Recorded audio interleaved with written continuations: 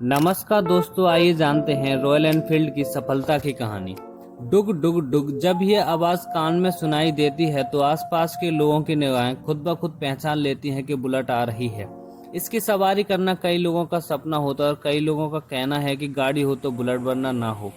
60 सालों से इसकी आवाज बाइक्स लवर्स के जहन में बसी हुई है। एक समय ऐसा था जब बुलेट की कंपनी इसे बंद करना चाहती थी, लेकिन एक इंसान ऐसा आया जिसने इसे आसमान की ऊंचाइयों तक पहुंचाया और सभी के दिलों में रॉयल एनफील्ड की बाइक्स को नाम पहचान दिलाई।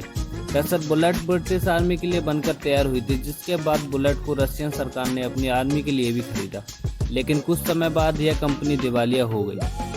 कब शुरू हुआ बुलेट का सफर? साल 1949 से रॉयल एनफील्ड की बाइक्स भारत में बिक रही हैं। इंडियन गवर्नमेंट ने साल 1954 में भारत पाकिस्तान बॉर्डर पर आर्मी की पेट्रोलिंग के लिए ब्रिटेन की एनफील्ड साइकिल कंपनी को 800 बुलेट 350 मोटरसाइकिल का ऑर्डर दिया था। बताया जाता है कि उस समय यह सबसे बड़ा ऑर्डर था। मोटरसाइकिल को तैयार करने का काम रेडिस प्लांट में शुरू किया गया और भारत में बुलेट 350 का सफर यहां से शुरू होता है।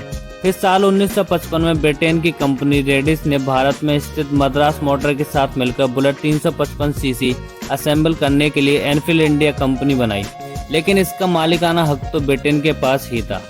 फिर साल 1994 में ट्रैक्टर बनाने वाली कंपनी आयसर मोटर ने एनफील्ड इंडिया को खरीद लिया और इसका नाम बदलकर रॉयल एनफील्ड मोटर्स लिमिटेड कर दिया गया। ब्रिटिश कंपनी में इसका मैन्युफैक्चर्स बंद कर दिया था तो आयसर मोटर ने यूरोपियन देशों के साथ इसका एक्सपोर्ट शुरू किया, लेकिन कुछ समय बाद इंग्लैंड में आयसर मोटर्स के सहयोग से फिर से प्रोडक्शन शुरू हुआ और आज दुनिया भर में 60 देशों में रॉयल एनफील्ड की डीलरशिप और स्टोर हैं।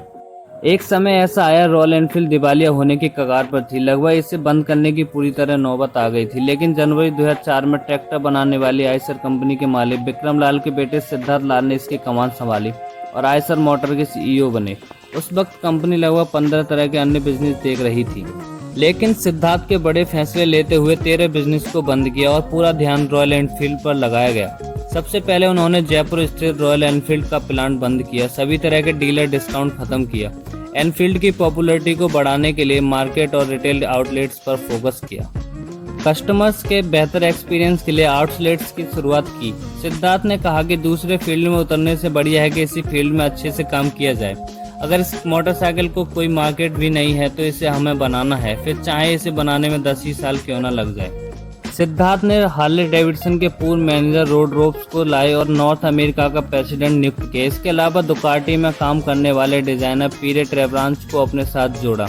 इतना ही नहीं, उन्होंने ट्रायम्फ के हेड और प्रोडक्ट प्लानिंग एंड कंपनी को टीम में शामिल किया। सिद्धार्थ ने रॉयल एनफील्ड की बनावट को थोड़ा बदला। उन्होंने 21 से 35 साल की उम्र वाले युवाओं और बाइकर्स को टारगेट किया। उन्होंने युवाओं का खास ध्यान रखते हुए bullet royal Enfield classic 350, Himalayan scrum 411, Himalayan inspector 650, continental GT के वेरिएंट निकाले।